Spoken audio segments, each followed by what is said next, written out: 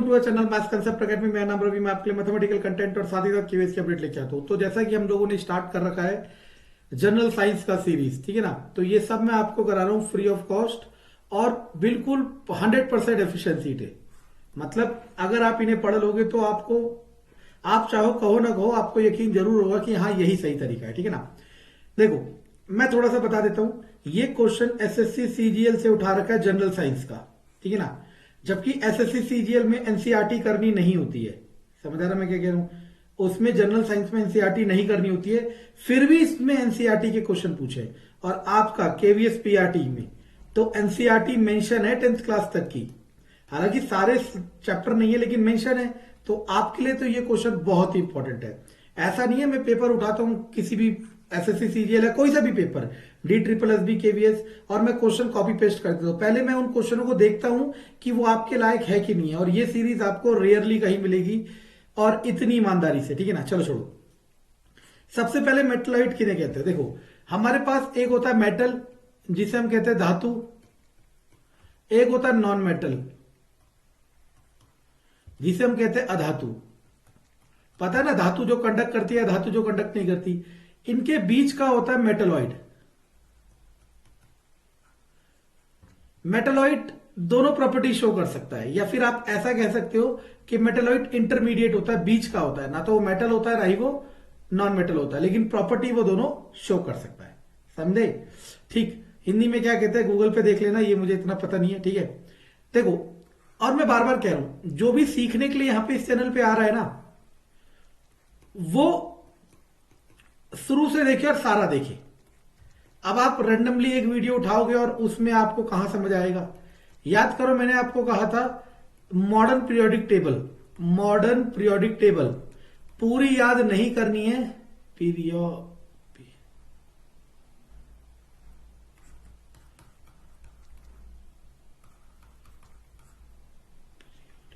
Modern periodic table, ठीक है ना, पूरी याद नहीं करनी है, बस उतना याद करना है। लास्ट टाइम मैंने बताया था ग्रुप 1 ग्रुप 2 के बारे में, ग्रुप 18 ग्रुप 17 के बारे में। अब हम पढ़ते हैं ग्रुप 14 के बारे में। ये जो ग्रुप 14 होते हैं ना, यही मेटलॉइड्स होते हैं। अब जो केवीएस टीजीटी की तैयारी कर रहा है साइंस, या केवीएस पीजीटी साइंस मतलब केमिस्ट्री और फिजिक्स, उसको तो ये डिटेल पता होगा, और नहीं पता तो कमेंट में बता देना, मैं बता दूंगा। मुझे तो बहुत डिटेल पता है, ठीक है ना। अब आपको बस ये पता चलना चाहिए कि ग्रुप 14 के एलिमेंट कौन से हैं। तो कार्बन, सिलिकॉन, जर्मेनियम, और याद रखना कार्बन मेटलॉइड नहीं होता, ये इसका एक्सेप्शनल बिहेवियर है। कार्बन इसका नहीं होता, और ऑप्शन में भी कार्बन नहीं देगा। समझ आ रहा मैं क्या कह रहा हूं। अगर यही साइंटिफिक पेपर होता, कोई ऐसा एग्जाम का पेपर होता जहां पे साइंस बहुत डीपली पूछी जाती है, like railway JE, SSC, SSE not SSC, senior section engineer, या फिर कोई और, ठीक है ना, स्टेट जेई या इलेक्ट्रिकल बोर्ड, वहां ये डिटेल पूछी जा सकती थी। आपके में इतना नहीं पूछेगा। कार्बन क्यों नहीं शो करता ये भी मुझे पता, और जो केवीएस टीजीटी साइंस या फिर केवीएस पीजीटी की तैयारी कर रहे हैं केमिस्ट्री की, उसे पता होगा, ठीक है ना। और मुझे तो बहुत कुछ पता है, ठीक है, आपके लेवल के लिए। लेकिन आपको याद रखना है फिलहाल जो भी केवीएस पीआरटी की तैयारी कर रहा है, कि ग्रुप नंबर 14 जो होता है भाई, वो मेटलॉइड्स होता है, उसमें कार्बन नहीं होता।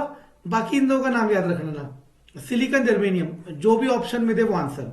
अब मान लो, देखो सुनना मैं क्या कह रहा हूं, और आप एग्री करोगे, वही एग्री नहीं करेगा जो अंधभक्त है, ठीक है ना, जो सिर्फ ये सोच रहा है कि मेरा भगवान ही सही है। ऐसा कुछ नहीं है, ठीक है ना।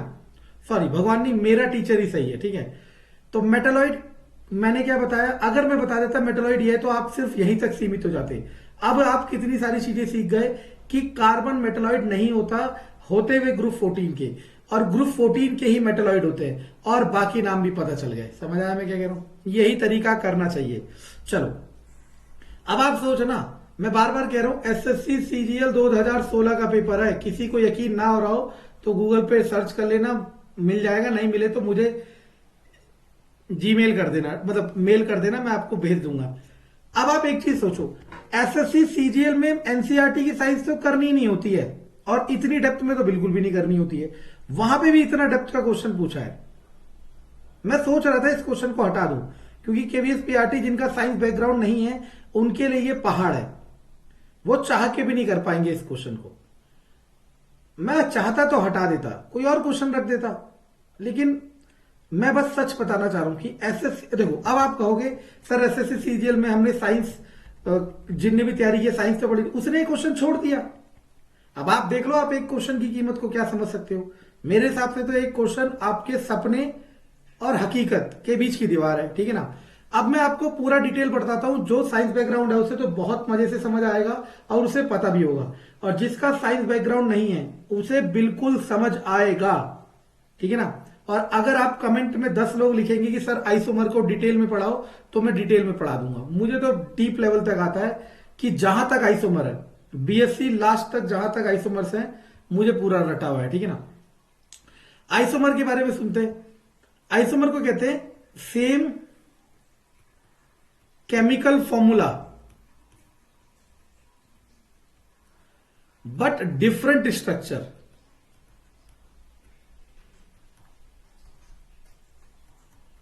अब इसका क्या मतलब है देखते हैं। 1 2 3 4 मैंने ऐसे लिख दिया, देखते रहना। जिसका साइंस बैकग्राउंड नहीं है उसे बहुत मुश्किल होगी, बहुत ज्यादा मुश्किल, लेकिन फिर भी कोशिश करते हैं। कार्बन कितने हैं इसमें? 4। हाइड्रोजन कितने हैं? 1 2 3 4 5 6 7 8 9 10। C4H10। अगर मैं इसे इस तरीके से बना देता, ये याद रखा करो जिसका साइंस बैकग्राउंड नहीं है कि इन्हें बॉन्ड कहते हैं, आबंध कहते हैं, और कार्बन के 4 ही बॉन्ड हो सकते हैं। आप किसी भी स्ट्रक्चर में उठा लो, कार्बन के 4 ही बॉन्ड होंगे, बस 4 से ज्यादा नहीं हो सकते, कहीं पे भी उठा लो। मैं 4 पूरे कर रहा हूं, इसके भी 4 पूरे हो गए। इसके देखो 1 और 1 2 तो पहले से है, 3 नीचे हो गया और 4 ऊपर है। इसका 1 तो इधर है, 2 इधर, 3 इधर, 4 इधर। अब इसका फॉर्मूला देखो, कार्बन इसमें भी 4 है और हाइड्रोजन गिनो, 1 2 3 4 5 6 7 8 9 और 10। आपने क्या देखा, दोनों का फॉर्मूला सेम है, फॉर्मूला सेम है, लेकिन दोनों का स्ट्रक्चर अलग है। इसका स्ट्रक्चर है 1 2 3 4 इस तरीके से। इस हाइड्रोजन है, ये जो मैं नहीं दिखा रहा वो हाइड्रोजन है। अंडरस्टूड होता है, देखो कैसे होता है समझ लो। कार्बन के 4 बॉन्ड होते हैं, इस कार्बन का 1 बॉन्ड ये रहा 2 3 4, इस कार्बन के 2 ये रहे 3 4, इस कार्बन के 2 ये रहे 3 4, इस कार्बन का 1 ये रहा 2 3 4, सही है ना। इसका क्या स्ट्रक्चर है? 1 2 3 ये। अब देखो दोनों के स्ट्रक्चर में डिफरेंस है, लेकिन दोनों का फॉर्मूला क्या है? सेम है। ऐसी चीजों को, ऐसे केमिकल कंपाउंड्स को हम लोग क्या कहते हैं? आइसोमर, ठीक है ना। अब क्वेश्चन पे आते हैं, समझ आ गया। अब आपको ये क्लास 10th का है, class 10th periodic class, sorry carbon and its compound, और आपके तो कोर्स में ही है केवीएस पीआरटी, आपको मैंने बताया था केवीएस के साइंस के, केवीएस पीआरटी के साइंस का कोर्स में है कार्बन एंड इट्स कंपाउंड, तो आपको तो सीखना ही सीखना है, ठीक है ना। अब इसको आंसर देखो कैसे करते हैं। मिथाइल प्रोपेन, अब आपको सबसे पहले सीखना पड़ेगा मिथाइल प्रोपेन कैसे होता है। मिथाइल, देखो प्रोप मतलब होता है 3, एन मतलब होता है सिंगल बॉन्ड। सिंगल बॉन्ड मतलब ये लाइन अकेली आती है, इसमें कभी कभी 2 लाइन भी आती है, उसे डबल बॉन्ड कहते हैं, 3 लाइन भी आती है, इसे ट्रिपल बॉन्ड कहते हैं। मिथाइल मतलब CH3, आप देखते रहना। प्रोपेन 1 2 3 कार्बन, सिंगल बॉन्ड होना चाहिए, सिंगल बॉन्ड सिंगल बॉन्ड। अब उस पे क्या है? मिथाइल है, क्या है? मिथाइल, ठीक है। अब इसमें CH3 आने की एक ही पोजीशन होती है, वो कहां पे होती है? यहां पे। अब जिनका साइंस बैकग्राउंड है उन्हें मैं समझा देता हूं कि बच्चों अगर यहां पे CH3 आता, मानो 1 2 3 मैं यहां लगा देता CH3, तो ये 4 कार्बन हो जाते हैं, 1 2 3 4, और इसे हम कहते हैं ब्यूटेन। समझ आ रहा मैं क्या कह रहा हूं? इसीलिए 3 कार्बन वाले में मिथाइल ग्रुप सिर्फ यहीं आ सकता है, नॉन साइंस वाले समझ सकते हैं। अब आपका ये स्ट्रक्चर है, इसको आपको आड़ा टेढ़ा करके कैसे भी बनाना है। तो टोटल कितने कार्बन है? 4। तो 4 कार्बन को ऐसे भी तो बना सकते हो। तो यानी कि इसका आइसोमर क्या हो जाएगा? ब्यूटेन। क्योंकि यही एग्जाम्पल मैं लेके चला था ऊपर, इत्तेफाक से ऐसा ही हो गया, यही एग्जाम्पल लेके चला। ये रहा मिथाइल ब्यूटेन और ये रहा ब्यूटेन, तो इसका आंसर ब्यूटेन।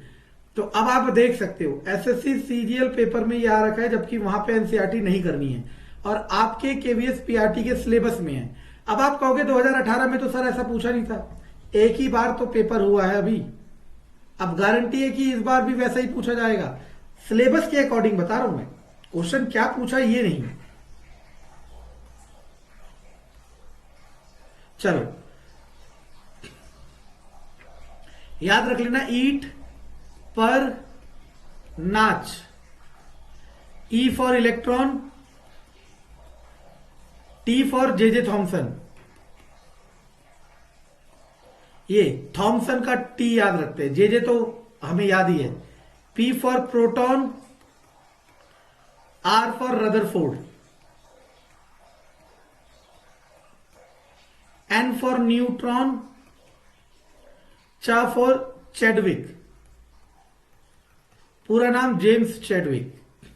तो आंसर तो हो गया। अब थोड़ा और डिटेल बता देता हूं कि कोई भी एटम जो होता है, जिनका साइंस बैकग्राउंड नहीं है उनके लिए हर चीज, आपका मोबाइल, आपकी कॉपी, आपका कपड़ा, आपका कुछ भी जो नॉन लिविंग थिंग है, वो सारी किससे मिलकर बनी होती है? एटम से, ठीक है ना। एटम जो होता है वो स्पेरिकल होता है और उसमें बीच में जो होता है न्यूक्लियस होता है। न्यूक्लियस को कहते हैं नाभिक, और उसमें होते हैं प्रोटॉन और न्यूट्रॉन। देखते रहना इस क्वेश्चन में, एक क्वेश्चन के साथ कितने चीजें, और चारों ओर घूम रहे होते हैं इलेक्ट्रॉन। अब देखते रहना, इलेक्ट्रॉन पे होता है माइनस चार्ज, प्रोटॉन पे होता है प्लस चार्ज, और इस पे कोई चार्ज नहीं होता। तो अगर मैं आपसे पूछ दूं कि न्यूक्लियस, नाभिक में कौन सा चार्ज होता है, तो आप कहोगे सर प्लस होता है। क्यों? क्योंकि नाभिक के अंदर प्लस है और जीरो है, तो ओवरऑल तो प्लस ही रहेगा, और इसमें ये प्लस इसीलिए लिखा जाता है। समझ आ गया? चलो गुड। ड्राई आइस के बारे में बता देते हैं। देखो याद रखना, साइंस बहुत आगे तक है, और देखो मानो, अच्छा वैसे तो पहले शुरू से बताता हूं। पदार्थ की 3 अवस्थाएं होती हैं, सॉलिड, लिक्विड और गैस। सॉलिड को कहते हैं ठोस, लिक्विड को कहते हैं द्रव, और गैस को कहते हैं गैस। सॉलिड में क्या होता है, इसके अणु जो होते हैं या जो एटम होते हैं वो पास पास होते हैं। लिक्विड में क्या होता है, इसके एटम सॉलिड के कंपैरेटिवली थोड़ा दूर दूर होते हैं, और गैस में क्या होता है, बहुत दूर दूर होते हैं। ठीक है ना, ये याद रखना।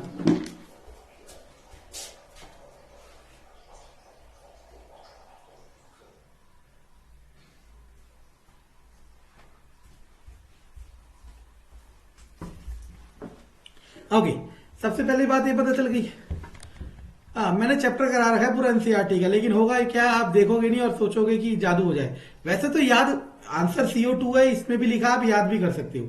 मैं आपको इसका रीजन बता रहा हूं, और ये गारंटी है कि अगर आपने एक भी बार रीजन देख लिया ना या समझ लिया, आपको याद नहीं करना पड़ेगा, वरना याद कर लो, आपकी इच्छा है। सुनना, बस किसके एटम या परमाणु या अणु कितने दूर है, कितने पास है, इसके हिसाब से ये चीजें डिफाइन हो रही है। देखना, मानो ये गैस है और ये पिस्टन है। पिस्टन समझते हो ना, पिचकारी में जो होता है, जो आगे की तरफ धक्का देता है, इंजेक्शन में जो होता है रबड़ सा। इस पिस्टन को नीचे की तरफ धक्का दोगे तो क्या होगा बच्चों, इसके जो एटम या जो मॉलिक्यूल है जो भी है, वो थोड़े पास पास आ जाएंगे। और धक्का दोगे और फोर्स दोगे तो ये, जब तक फोर्स दिया आपने, जब तक पास आ सकते थे, ये जितने पास आ सकते थे आ गए। जब ये दूर दूर थे तो गैस थे, यानी कि कभी ना कभी ये लिक्विड बनेंगे और कभी ना कभी ये सॉलिड भी बनेंगे। यानी कि कोई भी चीज, सुनना, कोई भी चीज समझते हो आप, इवन लोहे को भी लिक्विड में कन्वर्ट कर सकते हो, गैस में कन्वर्ट कर सकते हो। बस आपको उतना टेम्परेचर चाहिए, क्योंकि किसी चीज सॉलिड को पिघलाने में क्या लगता है, टेम्परेचर लगता है। ठीक है ना, हर चीज आपके आसपास कोई भी चीज हो, तीनों अवस्था में मिल सकती है, बस उसे कन्वर्ट करना पड़ेगा। ठीक है ना। अब जो CO2 गैस होती है, जो हम मुंह से छोड़ते हैं, ठीक है ना, उसे प्रेशर अप्लाई करके सॉलिड में कन्वर्ट कर सकते हो। और वो सॉलिड में कन्वर्ट होते ही ठंडी हो जाती है। क्या हो जाती है? ठंडी। इसीलिए उसको आइस का नाम देते हैं। सुनते रहना, ठंडी हो जाती है, इसीलिए हम उसे बर्फ कहते हैं।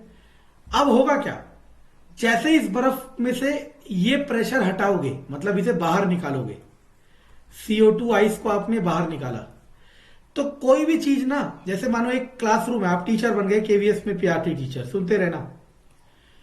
आपका बच्चा मतलब एक बच्चा बहुत शरारती है घर में और बहुत बदतमीज है। आप क्लास में जब तक उसके सामने हो सकता है वो शरीफ बच्चा बन के रहे, लेकिन जैसे वो दोबारा बाहर निकलेगा वो वैसा ही बिहेवियर शो करेगा। ये एक फैक्ट है ना। चलो, वैसे पेडागॉजी और सीटेट में ऐसा नहीं करना होता। सीटेट में करना होता है कि बच्चा भगवान है और टीचर ही दोषी है, ठीक है ना। सुनना,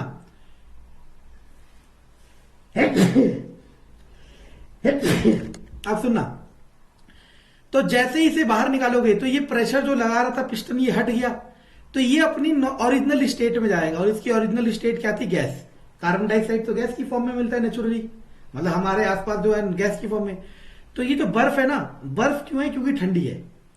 अब ये वैसे नॉर्मल बर्फ क्या होती है? नॉर्मल बर्फ, अगर आप पानी वाली बर्फ लो तो पहले वो पिघलेगी, फिर जाके गैस में कन्वर्ट होगी। लेकिन ये पिघलती नहीं है। क्यों?